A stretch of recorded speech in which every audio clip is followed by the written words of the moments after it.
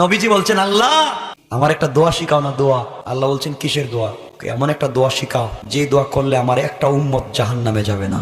আল্লাহ বলছেন, আমি সকল নবীর এই দোয়া শিখাইছি, যাও আপনার একটা দোয়া দিলাম, এই দোয়া শিখেন, এই দোয়া করবেন, আপনার উম্মত জাহান্নামে যাবে না। নবীজি দোয়া নিয়ে বলছেন, আল্লাহ আপনি আমার বোকা পাইছেন না যে আমি দোয়া গিয়েই দুনিয়া কইরা দিন? বলে তাইলে দোয়া করবো না? কই না, আমি দোয়া করবো। সব নবীরা দুনিয়া দোয়া করছে, আপনি করবেন না কেন?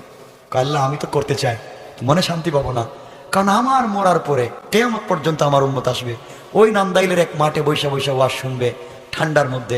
আমি আজকে দোয়া করে দিব, ওদেরকে তো দোয়ার ভিতরে ঢুকাইতে হবে। আমি জানি আজকে দোয়া করলে কিয়ামত পর্যন্ত আপনি দোয়াকে জিন্দা রাখবেন, কিন্তু আমি সরাসরি আমার দোয়ার ভিতরে ঢুকাইতে চাই, এই জন্য আমি দোয়া করলাম না, রাইখা দিলাম। তা আপনি কি করবেন? আল্লাহ আমি বললাম এই দোয়া দুনিয়ায় করব না, দোয়ার ইজাব রাইখা দিলাম, কিয়ামতের দিন তোমার জাহান্নামের গেইটে দাঁড়ায় এই দোয়া করব, আমার একটা উম্মতকে জাহান্নামে দিতে পারবা না, পারবা।